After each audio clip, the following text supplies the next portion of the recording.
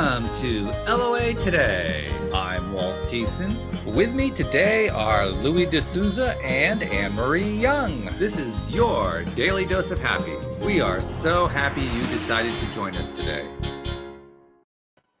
And I'm especially happy to be starting a new week here on LOA Today, as I always like to with my Monday co-hosts, Anne-Marie and Louis. And it's kind of like the way I know that the week has started, because when we do the first episode of the week, like, oh, okay, yeah, here we go. You know, other people, they get frustrated with Mondays. For me, Monday is the signal, like, oh, yeah, good episode coming up. Here we come. This is going to be good. So, and we have a special guest joining us today, who I'm sure is going to even add to that more. Her name is Andrea Petrut. I forgot to ask you the pronunciation of your name. Did I get that right? Very good. I got it. Boy, first try. Who knew?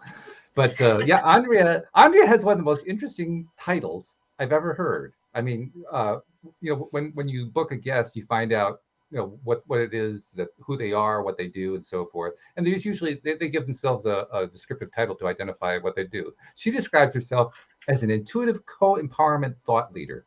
I mean, now there's an interesting title. I never heard that one before. That's really good. Very creative. So welcome to the program, Andrea. How are you doing today? Thank you, Walt. Thank you, Louis. Thank you, Anne-Marie. I'm really happy to be here. I'm really great. It's Thanksgiving in Canada, so I'm giving gratitude to all of you that I'm here and we can share this moment together. Fabulous. Happy Thanksgiving. Yes. Happy Thanksgiving. Yes. That's a wonderful Thank you. thing. So tell us a little bit about yourself. I mean, you have a bit of a history. Give us that history. Oh, yeah. So I'm originally from Romania. I was born in 1981. And I say it because recently I've seen that people take me as a teenager. And I really appreciate that. But still, I'm 42 people. Anyway. I moved here to Canada in 2017 to be together with my husband, and I brought my two boys, and after that me and my husband had a girl, so now we're three. Wow. 3 children. We're 5 in total, but 3 children. Yeah. And my story, as you know, as a leader, because we start with my designation, it starts when my mom died in 1992, and when I found out that she had cancer, somehow something in me, my intuition said, well, girl, you're on your own. So subconsciously, I guess, I just started realizing that I need to do something for myself. And when I heard she died, I was shocked. In the same time, I completely switched to the I'm on my own, I got to take care of myself. And it was true, because nobody around me really knew how to handle her absence.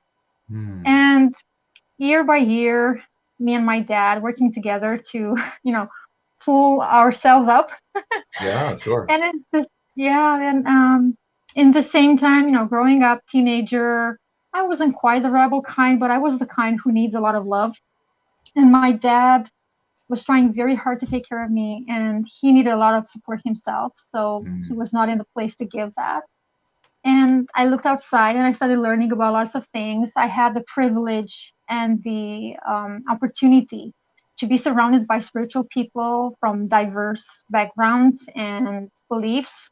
And I kept my light, my positivity and my spiritual side, thanks to them. I received the love, I received the guidance, the support through other people, especially mothers of my friends from school. Nice. That's good. Yeah, that was awesome. And I started wanting to know more about me, more about the things that I thought were not okay. I finished high school, I couldn't get to college, and I had to work. And really having a job as a librarian in Romania helped me a lot, because I discovered more and more about who I am, what I can do, and my skills.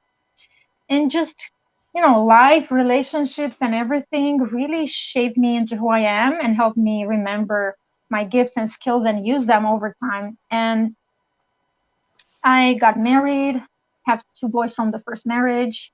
That worked well in the beginning, didn't work out in the end. And I had to shift my perspective on myself, because I was at a point, especially 2014, 2015, where I actually wanted to kill myself. And that's not a good place to be when you have choice. No, No. no.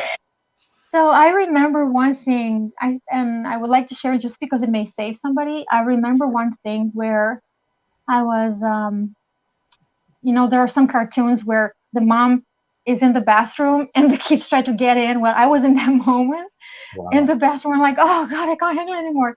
But then I remember the promise that I made to myself when my mom died. And maybe even before that, I said that when I become a mother, I want to stay alive, take care of my health as long as I can. So at least if something happens to me, at least it's going to be when my children are old enough to take care of themselves. So just that thought helped me, like, okay, breathe into it and say, I'm going to do this one more day. Yeah. So I just had the courage and the strength, remembering that I promised that I will be old enough to take care of my children. And so, yeah, so after that, little by little, with a friend in the United States who believed in me and who guided me to really stand up for myself, take care of myself, I managed to find tools, people. I invested in myself and I did the work. For me, I realized that, yeah, thinking is good, making a choice is good, but taking action is the one that's bringing the change. So, step by step, encouraged by friends, I took action and I started not feeling alone, not feeling so dreadful. And as soon as I worked on my beliefs, I found the work of Dr. Bruce Lipton again, because it appeared in my life in 2007, but I didn't take it seriously. Oh. Yeah. So then I found it again and I started applying what he did and learning from instructors. And that really shifted my life completely because through applying Psyche, which is a tool that he mentions in one of his books, I found out a vision. And in that vision was my current husband. Oh, So wow. all those things together, just working on my subconscious beliefs and shifting as much as possible and keeping that track really got me to have a whole lifestyle, different perspectives upon my past, upon who I am, my relationships with everything. And before leaving Romania, I decided that all I want is to make peace. Make peace with myself, make peace with my past, make peace with my family, with everybody, because I want to leave on a blank slate. So that's what I did. And here we are, 5 years together, and it's been really, really wonderful. And life is full of synchronicity and flow because I kept doing those things and improving and always being the best version that I can. That's certainly something we talk about a lot here on the program, doing the work, keeping at it, just go at it over and over again. Anne-Marie and I were chatting over the weekend about a different kind of topic, but it was the same thing. You have, no matter what you're going through, no matter what you're experiencing, you got to do the work. Otherwise, you're not going to improve.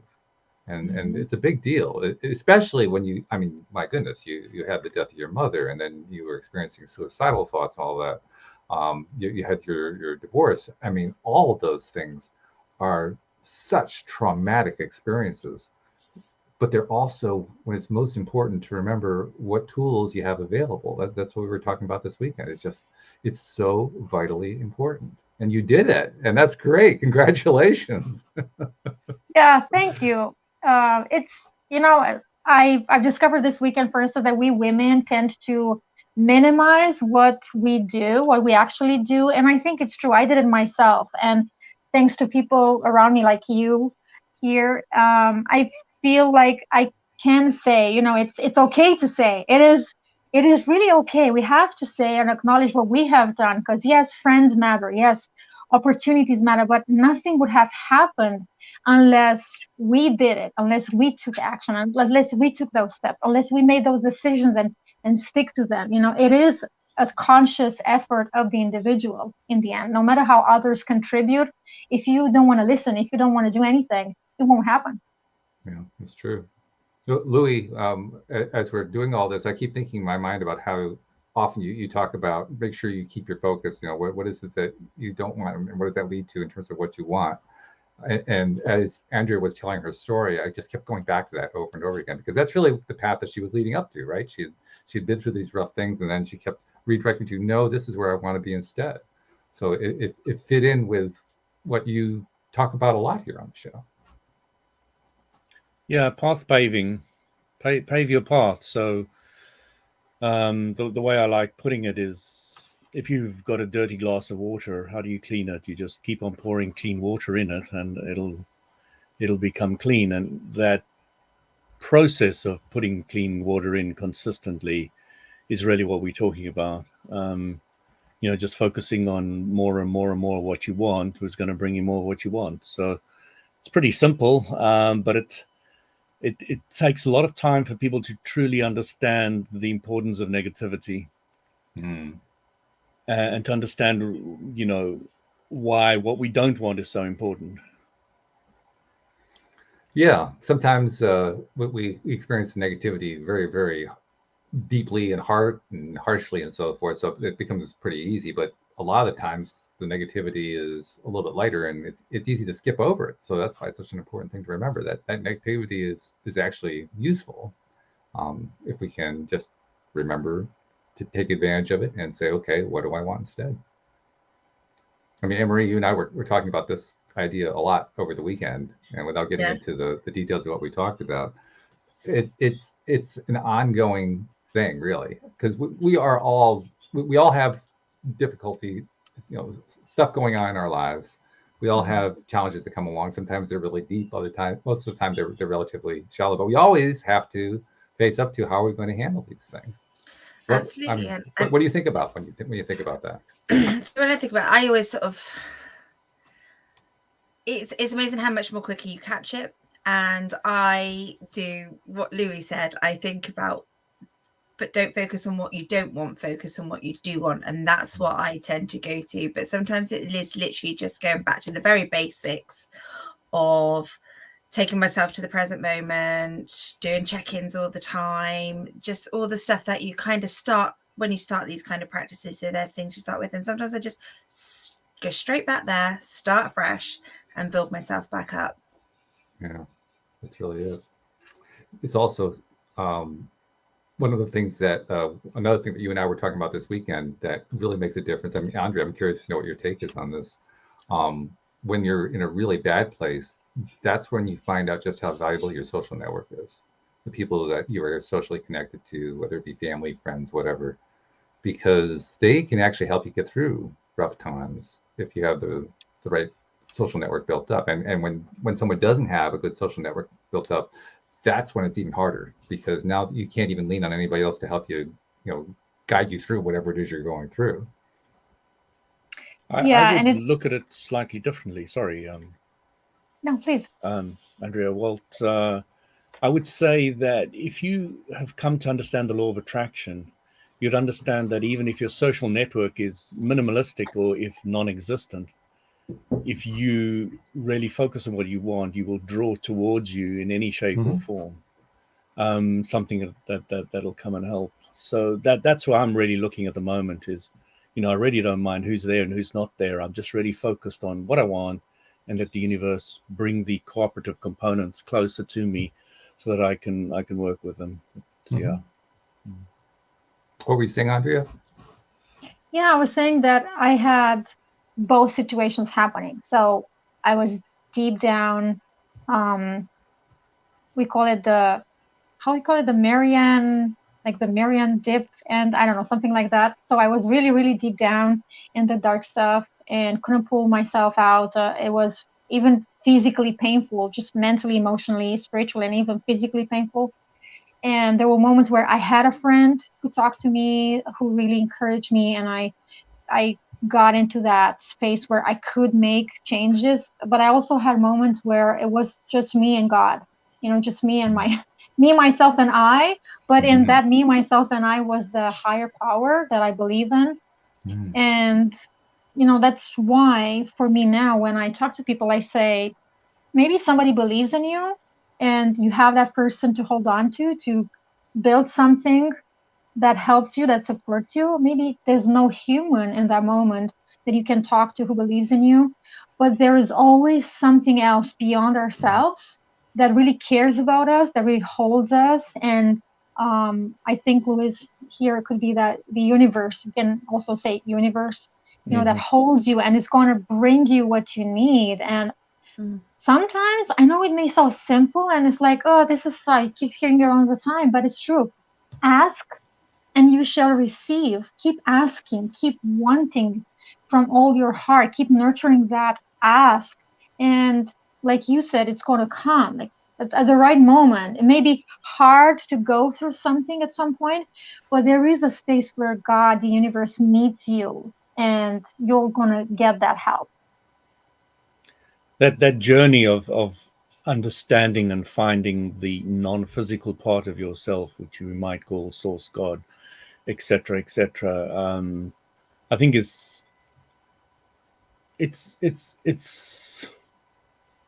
something we're not necessarily taught at school or along the way or anything, but we come to realize that as spiritual beings that there is something more out there, something else we can tap into, something else that can guide us and look after us in different ways. And it's something that I really like asking. So I wanted to ask you, Andrea, about any interesting spiritual experience or inner experience that you've had that you may wish to share with us. Also, you mentioned your parents were of, I think, different religious or spiritual backgrounds, or the same, or I'm not sure, but I'd also be curious to know what that was. My family is a mix. So my father is, I can call him an atheist, but I don't think he really is, because he believes in a high intelligence in the universe. So for me, that's not quite an atheist, but anyway, depending on how we define it. So for me, my dad is a believer, and he does have his own spirituality. And because the freedom he gave me in believing whatever I want to believe in, and because of the conversations we had when I was older in my teenage years about this belief that he has, really opened up space for a lot of stuff.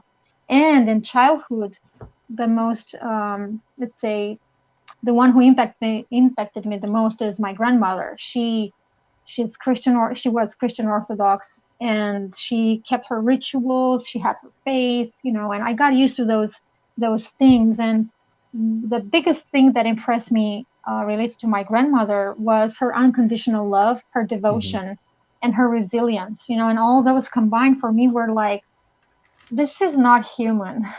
That love that she has, forgiving somebody who hurt her, who's a love person. My uncle beat her. My uncle was physically abusive for a long time, and also mentally. And and my mother, I don't know, because I haven't seen my mother do much. She was busy teaching. My dad was busy working. In Romania in those days before 1989, we lived in communism. Usually we went to kindergarten or school, or between kindergarten and school, I had moments where I stayed alone. This is not legal. It's not okay in Canada, in the United States, I guess. I was alone when I was less than 6 years old in the home, many hours. So I had different upbringing. My spiritual life has been freedom, free to think, to be whoever I wanted. And one thing my parents never knew, and my dad will find out only if he's going to read my next memoir, my first memoir that I'm writing, is that I had experiences that I could not share with anybody. Like nobody knew until I got older in my 40s, and I shared with my husband, and then now recently on podcasts. But I did have experiences where my expression, my, let's say, perception was kept alive. And one that's really memorable is where there was a presence in the room, in the living room where my parents lived. And I was alone at home playing with toys, and I felt that presence. I turned around, and it looked like an angel, but that didn't have wings, just simply some hollow things instead of eyes, and the rest was light. And it was almost as tall as the room. And I simply felt called to just slowly move into the place where the being was.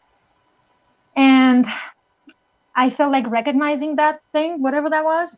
And when I went inside the space and I turned towards the windows, I could physically see the windows, that everything went white, a certain kind of light. And I started having in me, in my whole being, the feeling of oneness. Now I can say oneness, but then it was infinite love, infinite security, infinite protection, infinite light, infinite presence, and simply feeling that you are not alone, Andrea.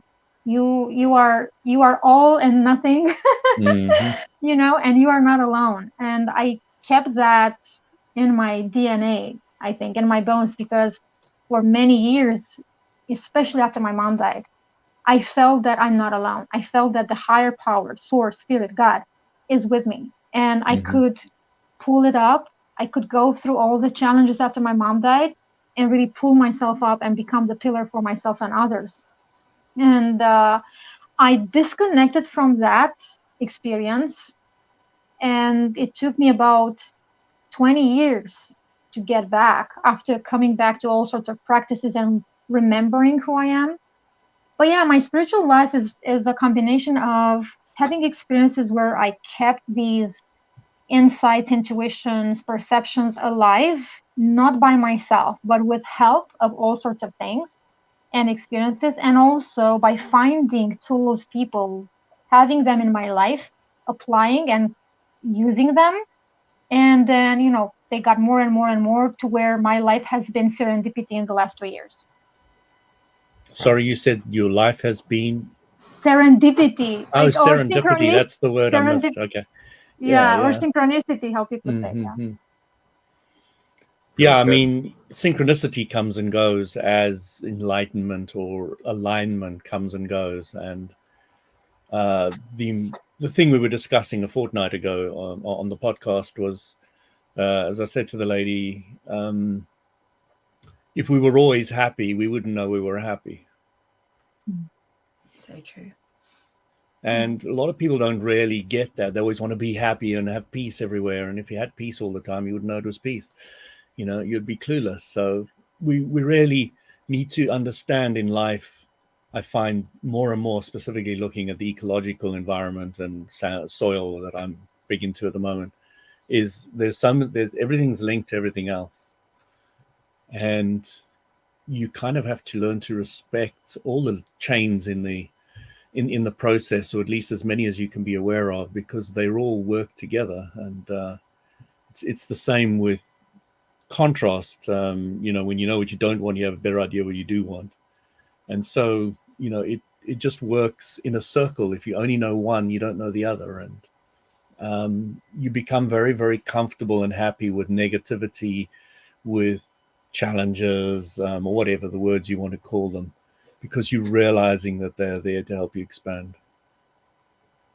Interesting you should be saying that, because we had David Strickle, the Stream of David, on last Tuesday for a return visit. And he was kind of saying the same thing, only in a slightly different way. He apparently one of the latest teachings from the stream is that, Andrea, the stream is kind of equivalent to Abraham Hicks. It's Abraham in the Abraham Hicks world. But the stream lately has been talking a lot about the vibrational spiral, as they call it, being a 20 point up, 20 point down, 0 being neutral. So you can be, if you're like in the 15 to 20 range, you're really, really high, you know, appreciation, love, all that kind of thing. If you're in the minus 20 range, you know, minus 50, minus 20, you're depressed, you know, so that gives you an idea what the scale is like. And he said, David said that he had been living for quite some time in the 15 to 20 range all the time. And he said it was kind of unusual, but not unusual. It was kind of educational, because he found that life was getting really slow and really dull because nothing ever changed. And so he brought himself back down into like the 10 to 15 range, so that'd be still good, but not dull and boring. Like, oh my God, do we have to keep living this way? This is tiring. That's true. So because I find, like, if I'm like really down, I don't fear those moments half as much, because I know that when I come back up, I'm going to feel really, really good, and I'm going to have learned something, and I'm actually going to be quite proud of myself, because I do go into myself. So it's only me to get me out of it. So I find those moments actually quite powerful. They are. And the challenge is to decide for ourselves at any given time, where do we want to be on that spiral? Where do we want to be in that range? The more that I think that's one of the main things all of us are doing here. We're learning to kind of master that process of deciding moment to moment, where do we want to be? What do we want to do? Where are we aiming for? What are we trying to attract? What do we prefer to give our attention to? We're learning to hone our focus. That's a great words. Hone your focus. Absolutely. Hone the focus. Yeah. That's really what it is. It's So Andrea, funny. go ahead. Yeah. No, you mentioned decisions, and I was thinking these days that we don't want to make decisions, right? And the funny part is when we have to make decisions very often, and it's like this process of body balancing where the body needs to balance all the time, every second the body is making decisions. And I think we are the same thing, because the more we become aware of what you all said now, the more we have to make decisions, because we realize, oh, hold on, I really want to think if I want to do this, because I really am careful about my energy. I'm really careful about who I want to be surrounded by. I'm careful about what I want to do next. So then you get those small decisions you have to take now because you're aware. And I'm like, that's work. I don't want to do this. That was long ago, right? But then I'm like, well, I wanted it, so now I do it. Yeah. Well, I think about, let's see, how do they describe it? I'm thinking about the Abraham Hicks teachings on this, and they go at it in a lot of different ways. There's one particular thing, and it was just in my mind, and it's gone. So I'll bring that back another time. Forget what I was just saying. So now you have to find it. So Andrea, what I came to realize with the Abraham Hicks teaching and the law of attraction was that I never worry about who's around me. I have no interest in that whatsoever. What I want to do is keep my own energy strong, and the law of attraction will bring the correct, appropriate people to me. So I'm not working on pushing anybody away. I'm only focusing on keeping my vibration high. And it's a far easier place to be than to say, I don't want that person, I don't want this one, I don't want that. You're just saying, I'm just going to keep myself positive. And if they are negative and they come into my space, they're going to be spun out. They're going to be thrown out. They're going to be pushed away by my own aura. They're not even going to be able to stay there. Or they'll be kind of like, or they will come and they'll raise themselves to my vibration. So your job is only just to keep your own vibration high. It's not to do anything with anybody else. I think you're right. And like Andrea said, some of us really just don't like making those decisions, and we don't want to, as much as we don't want to take that accountability for what we're creating and for what we're attracting. I find that sometimes really hard, I have to say. I didn't ask for that. Damn it, I did. It's your fault, Anne-Marie. It is my fault. It's my own fault. Well, actually, that's something I've been wrestling with, particularly lately, is recognizing that just because I'm experiencing something that I really don't like doesn't mean it's my fault. I mean, I think it's actually kind of unhelpful to turn the situation into praise or blame.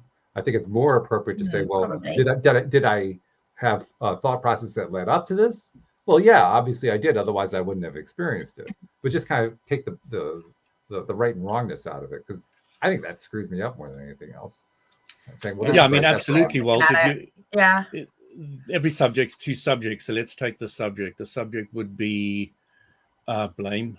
So you could say, I'm going to use this blame to help make me stronger, or I'm going to use this blame to make me feel bad. So again, it's another choice, all about one subject. Which way are you going to look at it? Mm-hmm. Yeah, what am I going to learn from this is one of my questions. That's a good question.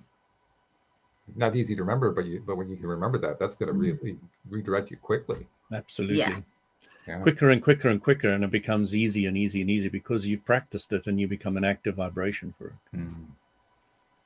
Yeah, that's true. So Andrea, you gave us your biography, so to speak, or your autobiography, what you went through to get to where you are. What do you do now? Tell us about what you're doing now.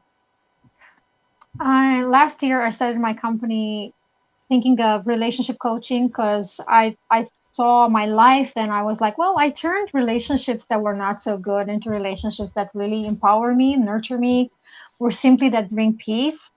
So I started working with that, but then I realized that something in me was saying, it's much more than that, Andrea.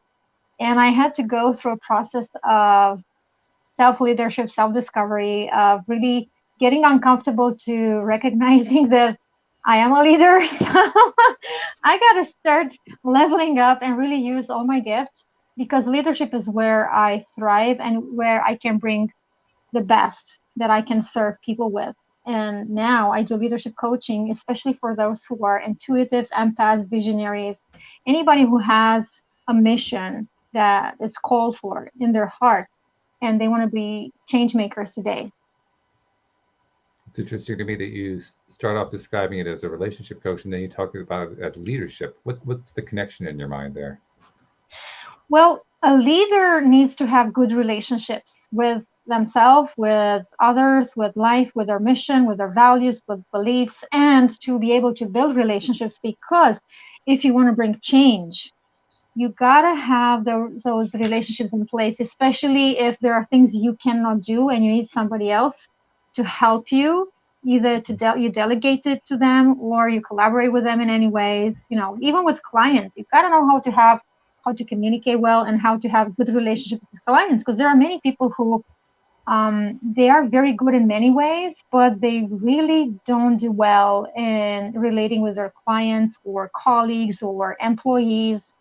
And that can be solved by just reminding yourself of certain things and working on your beliefs and really going deep down in your heart and bringing the best of you out there. And for me, especially, relating comes naturally. I build my network. One word in my mind was not actually three words from the start. No, I'm okay. I'm a natural connector. Everywhere I go, I make connections and see, oh, well, this person could really be helped by working with that person or being connected with that person, or you know, I feel drawn to certain people, so it comes naturally for me. And I realized by talking to people that not everybody has that, and I'm like, oh, okay, I thought everybody could do this. No, Andrea. I'm like, okay, so then I can bring that in. So I combine the two, being able to relate in a healthy way with yourself, life, and everything around you. Like you mentioned here, I think all of you in different ways or in the same way, relating to life. So all things on the planet, that goes for sustainability for all of us. And also relate to whatever you need in your specific goals, your specific things, whatever you want to do as a leader, whether it's leader in your own life, leader in your family, leader in your business, community, whatever that is. And you mentioned that, I don't remember the exact phrase, but the gist of it was you need to go into your own heart to find this information. What does that mean to you when you say you go into your heart? Like how does that manifest? I have the background of being a heart imagery teacher. I was trained to go into the heart using specific guidances, exercises, in just a couple of minutes. You go from the brain to the heart and the sacred space. So that would be one way to go into your heart. You know, we hear this very often, heart-centered or connected with your heart, but it means different things for different people, although it's in the same place, in my opinion. But we have levels of experience. For me, the deepest level is where we can get into that sacred space of the heart, and then, which is the finite space according to the school of the heart and the teachings from Drambalo Melchizedek. And then there's a deeper level where we become one with each other, which is the tiny space of the heart, which is deeper than the sacred space of the heart. That's an infinite space. And by doing that, that is a place where you can see your guidance, see, sense, feel, or know, because each of us has different gifts of perceiving. So this sound could be one way, visualizing colors or whatever, it could be another way. But it's the experience inside the field of the heart that for me is the deepest level, because that's where we get the answers. You know, we can say intuition, we can say heart intelligence. The same words can direct to the same place. That for me is the deepest level of being connected to the heart. And that's what guides me on my path. Whenever I need guidance, I go there because I believe we all have the answers within. And the easiest place to find it is through the heart, because it's a neutral space. It doesn't have polarity. The brain has polarity. The heart doesn't.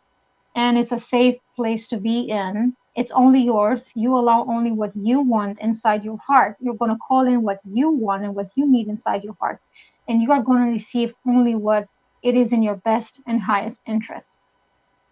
So in your leadership coaching practice, what are you doing with clients to help them make that heart connection and utilize it in their own lives? In my leadership coaching practice, the best and easiest tool that I have is using the gift of seeing images from people's heart. So it's like my heart speaks the language of your heart, but my brain needs translation. So our hearts will connect and will speak the language. I will see it in images, and then my brain is going to translate those images because they are symbols that I can understand. And when I relate them, it's in a way that intuitively the other person can understand. And then it's like a guidance reflected through me that the person goes through in order to shift whatever they need in the moment. Could be beliefs, could be the need for healing, could be having awareness around something. I'm just a conduit for something that we have forgotten and we can remember until we don't need that conduit outside of us anymore, and we find our own way of remembering. Okay, Louis, Anne-Marie, does what she described there, does that ring a bell for you? I mean, do you find you guys do anything similar to that? I've never. Oh, sorry, Louis. No, you go for it. No, I was just gonna say that I haven't come across that one. That's a new one to me. But actually, while you were talking that, I was like then trying to breathe through my heart, and yeah, it just felt slightly different and just a lot more lovely. So I think I might practice on that one. Yeah, the question I wanted to ask you, Andrea, is you mentioned something that I would love you to elaborate a little bit on, and that was that the heart has no polarity. You will find more information in Drambula Melchizedek's work and Daniel Mittel's work from the School of the Heart. It's something that personally I had to get used to. And one way I can put it is that it starts from oneness, while the brain comes second. Even when we are born, it's the heart that starts first and then the brain. And if we think of creation, for instance, I think this is the easiest way to see the difference between the two. In terms of creation, Drambula Melchizedek said that, and I've experienced somewhat part of it. When we create from the brain using visualization or anything else, when we are strictly in the brain, because the brain has left and right hemisphere, and in the way the brain works, we're always going to have what we want and then what we don't want when we create in life. While with the heart, when we co-create with oneness, because the heart doesn't have that polarity, the heart is created as one thing, and the field is one thing connected to oneness, then you have only what you need. See, I say what you need, I don't say what you want, because this is another thing that I had to get used to, that co-creation formed the heart in this way, through the teachings that you find, especially in Awakening the Illuminated Heart Workshop. You learn that when you connect with your higher self, with the divinity within, which is not polarized, then you co-create by receiving something that you need, that your mind may not be able to grasp, may not be able to think about, and is it not in a way that your mind can perceive. It's another it's another level of consciousness inside your heart. So, Drambula says this is a journey that we need to take back. We used to live from the heart. We used to dream from the heart. Now only some of us do that. And the most usual things you hear from the Athonite monks, for instance, Athonite monks from the Mount Athos, for instance, not in Athens, in Greece. They do continuous practice with the heart, and they live from the heart. They dream from the heart. How you know that is when you dream from your heart, you only have beautiful dreams, lovely dreams. You don't have nightmares. You don't have negative emotions. That's how you know where you are. You're in the brain or you're in the heart. So when you co-create with the space of the heart, everything that you're going to live is going to be what you need. And then we come to the beginning of the conversation where it's uncomfortable because the mind wants something else. The mind is used to something else, or we're used to live with something else. But then the divinity, the sacredness inside of us is guiding us to something we really need. And it's not always what we want, expect, or it's what we think it's easy. There's a few things I wanted to say. Is that when you're talking about heart, we're often thinking in terms of emotion. I'm guessing, or I'm getting the feeling that the word heart, the way you're using it, is more the way I would use it would be source energy, which is pure positive energy, where there can be no negativity. That is the pure positive space. So I was wondering, is there a link in the way that you teach it between the heart and emotion, or is the heart more source energy? In the School of the Heart teachings, there is a difference we're making between feelings and emotions. Emotions are considered that which is produced by the brain.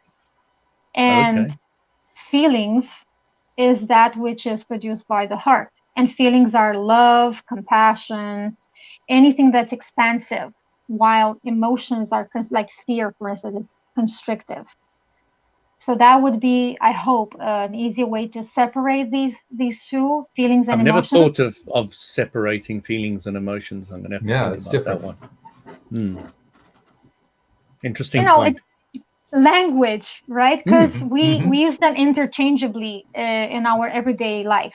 Right. It's just in the School of the Heart, we try to separate them because we also talk about 7 virtues of the heart: love, truth, beauty, trust, harmony, peace, and reverence for God, or the higher power. So when you think of those, these are the virtues you want to have in your heart. They are naturally there in your heart. We just need to tap into them. And the practices that, for instance, the Athonite monks do really hold us in that vibration, hold us in that level of being every day, every second. It's continuous work, actually. Am I grasping correctly that the way your school, so to speak, the way you differentiate between the feelings and emotions, feelings are what in the rest of the world we would tend to call the positive emotions, and emotions are the negative emotions? Am I getting that right? Yes. It is. Okay. Yeah. That's another way to put it. Yeah. Now, I am a teacher of the School of the Heart. I don't own the heart. I'm just a teacher associated with the heart. And what I do in my coaching is separated from the practices of the School of the Heart, because the exercises, for instance, that I've learned, I only teach 2 out of 7 workshops that the School of the Heart is teaching. And I teach Heart Imagery 1 and 2.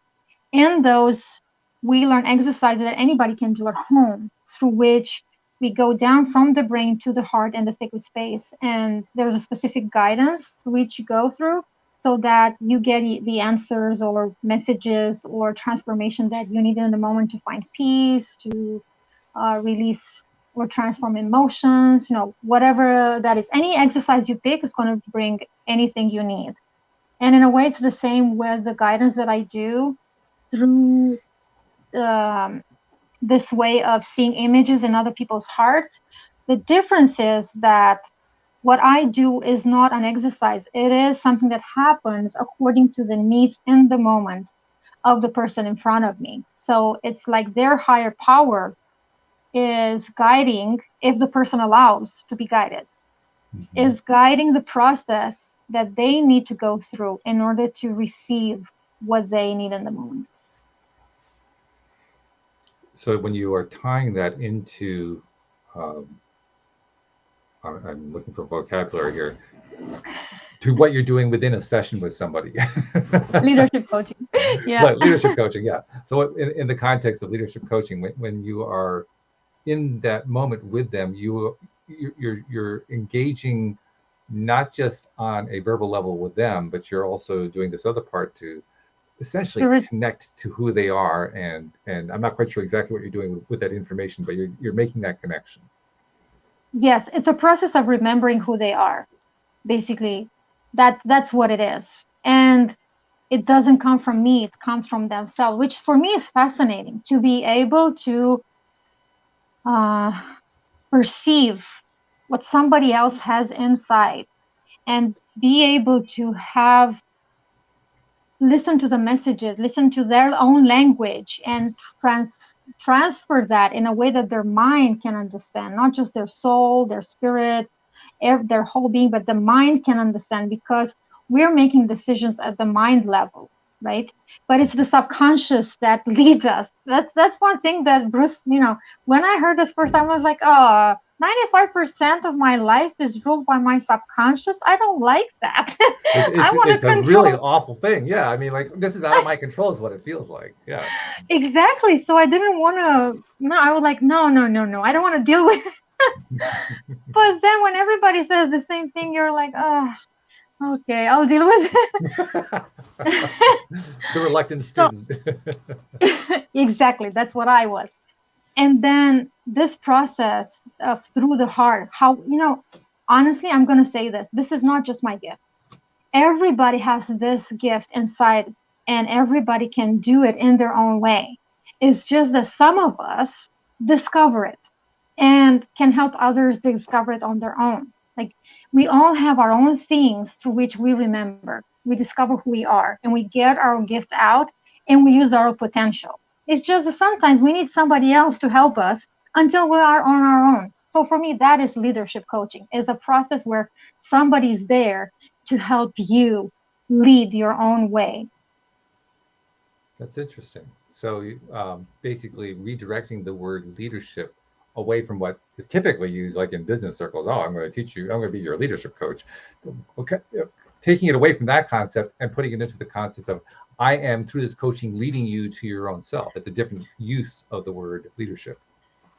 That's why I say co-empowerment, because it is a process we do together. It's a do with process, not do unto. I'm there with you. Like, even literally in the journeys from the heart, I am very often next to the person in that vision. I'm really next to them. They feel me, they sense me. I'm right there with them, seeing what they see, feeling what they feel. It's not I'm just an observer. I'm not just an observer. I'm right there with them. If they see something that's very traumatic, I can perceive that, and I can help them shift that just because I hear what their heart is guiding them to go through. It's very interesting. I'm telling you, I've been in awe since I've learned how to work with people in my own way. And it is a journey that's very challenging and difficult when you see people around you doing things in a way that you're like, I don't want to sell like that. I don't want to market like that. I don't want to talk about it like. For me, it's different. It's been a lonely journey until I found other people like me.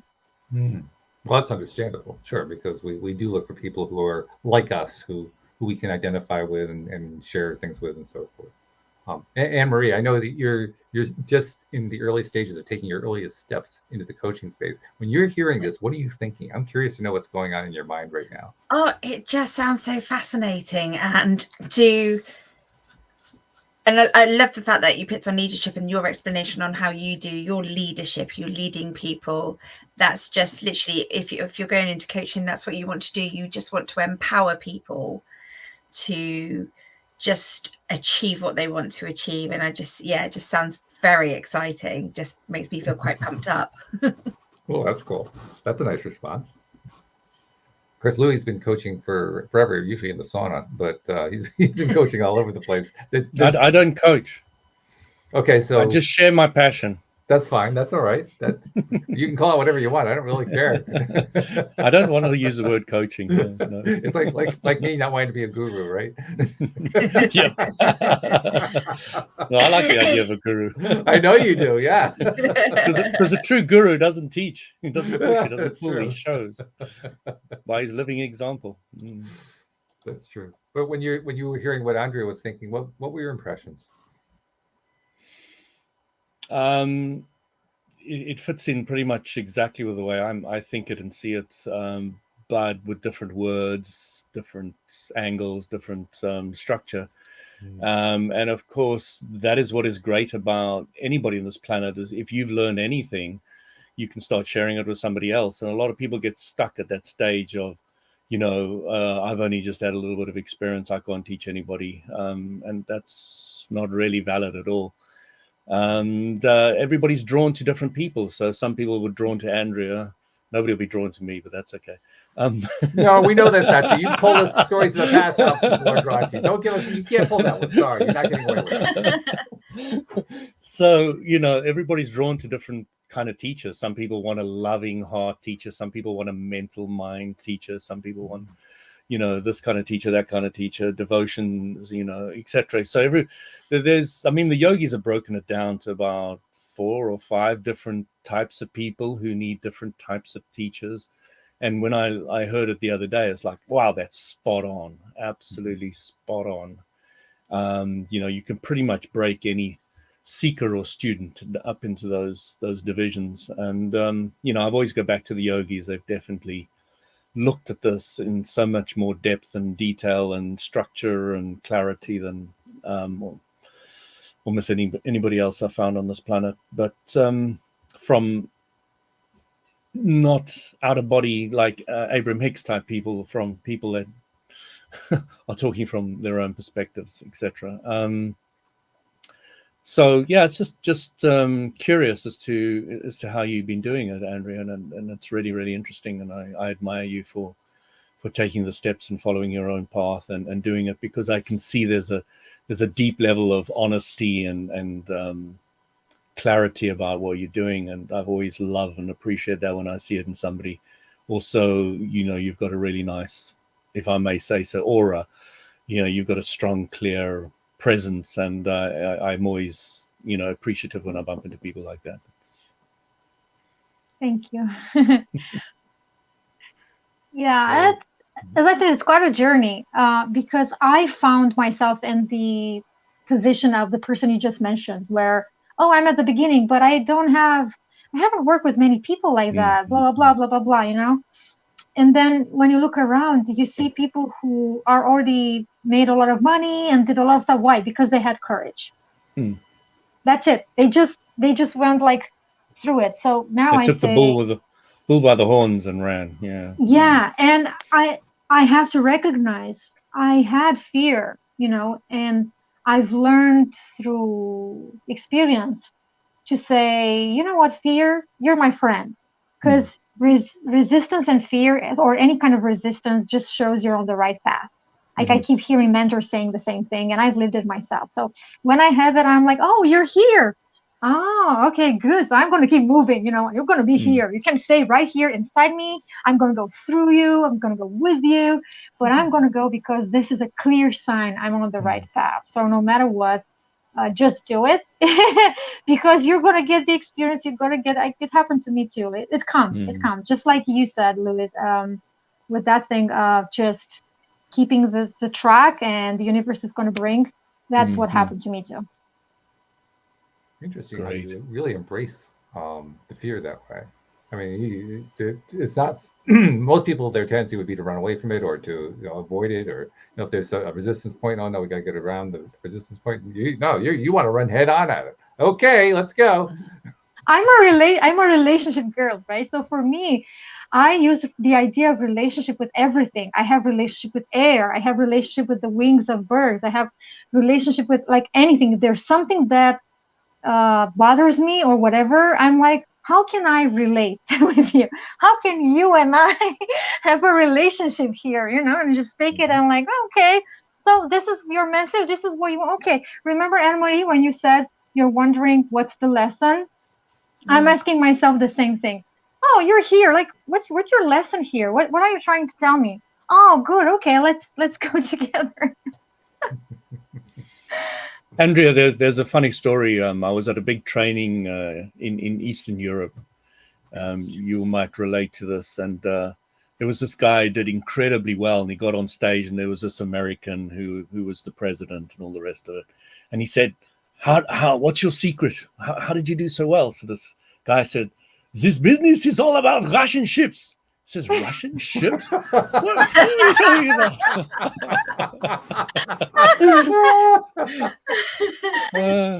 It was so funny. So there's an inside joke in the company that this business is all about Russian ships. I thought specifically appropriate in this day and age. There is another joke that I think I can say, and I really ask forgiveness now for whoever is listening and is making connections. But before 1989, when Ceausescu was the president of Romania, of communist Romania, adults used to make jokes, and we, the children, we used to tell them right where you're not supposed to, at the corner of the street. Of course, that's what children are supposed to do, right? That's the child's role. Out loud. So the joke is that Ceausescu goes to France, and then he comes back, and people ask him, "Oh, so do you speak French?" And he said, "Putain." Now, Putin is written in the same name as Putain.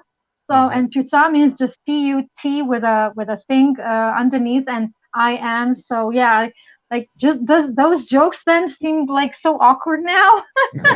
with certain things like, ooh, okay. Careful, we might get a nuke. Huh? No, chocolate you mean, nuts? Yes.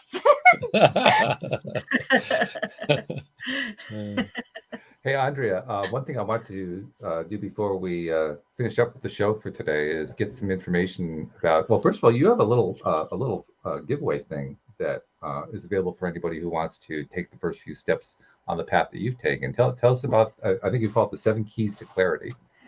Yeah, so basically, taking on Louis' prompt here, if you want to take the bull by the horns, get some clarity in your life and ask yourself 7 questions. That's what it is there. 7 questions to ask yourself that take you layer by layer in getting clarity of your life, of where you are, where you were, where you are, where you want to go. And if you have some time and take courage in really looking with honesty it's at your life, if you need to get some support, that's where you can help yourself, because clarity is so important. It's going to bring, and again, Louis, I come back to you, because when we have clarity, we know what to ask, we know what we're calling for, so then that things comes easier in our life, because like you said, it comes natural to really remove the rest. We don't need to fight to keep things safe and healthy. We're just going to say, oh, that's what I want. Nope, I don't want that. That's easy. And before saying about my website, I really encourage you listening right now and watching right now, go and see LOA today. They have amazing guests, and these people together, they really bring a lot of juicy conversations. And also leave them a review, because this is how we podcasters know what works, what doesn't, and how we should change things and how we do it. So, and yeah. And my website is andreapetrut.ca, my name, andreapetrut.ca. And speaking of podcasts, you also have a podcast called Healing Through Oneness. Tell us a little bit about that one.